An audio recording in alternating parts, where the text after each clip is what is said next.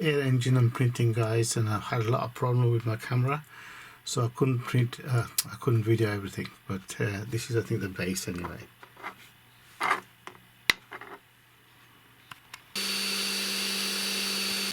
This is the main part. It's like a cylinder, I suppose you can call it.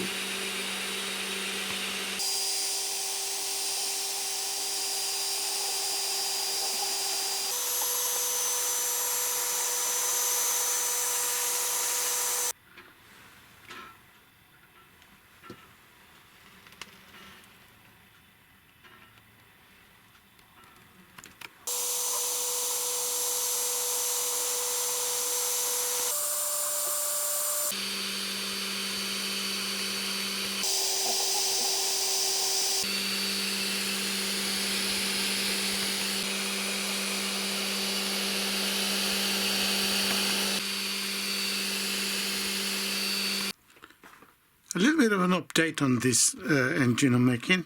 I found a lot of different things on this now. So basically this rod wouldn't go through the hole there, nor would it go through this one, so a lot of filing and all kinds of things and hurting your fingers and stuff like that happened. Okay, so, and then this wouldn't fit in there, so then that top bit broke off. It broke off, but I think it should be alright, to be honest with you.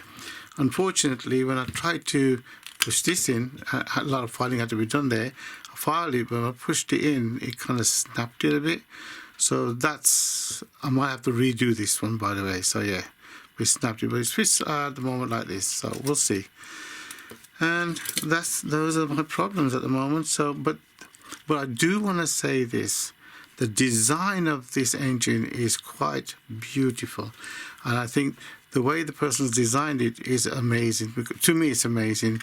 There's a hole right, you won't be able to see, but there's a hole right at the end there, and there's a hole right at the end here as well on this side.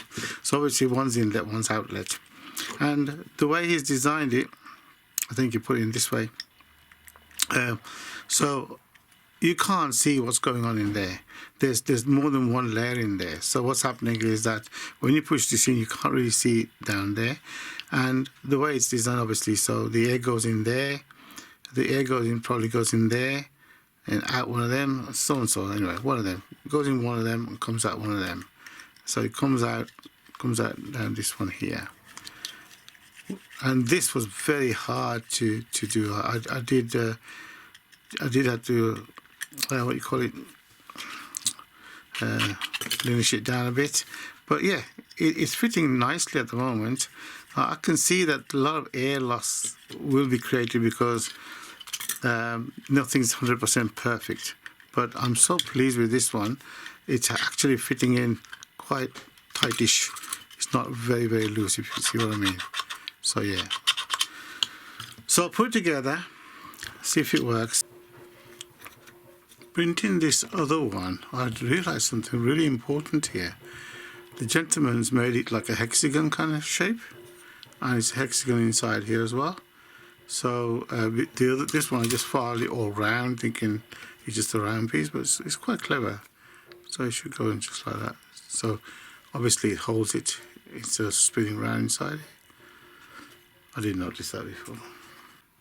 Okay guys, so what I've done up to now is I had this printed before and I had to break it because this particular thing was in the wrong place.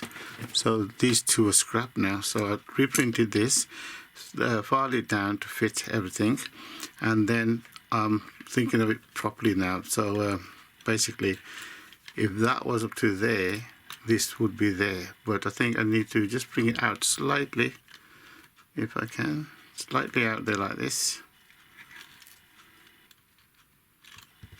So when this is there, it shouldn't be all together right at the end there. And it's a stroke of about 1 inch. So I have to measure this now and say, if it went there, how far would it go? Like this.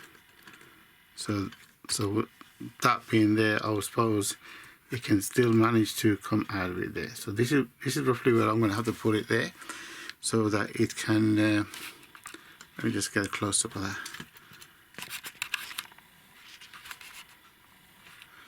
So when this goes in and out like this, it should be good.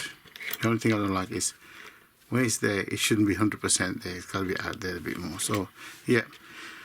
So I'm going to measure that, glue that down or something there, and then we'll see what happens.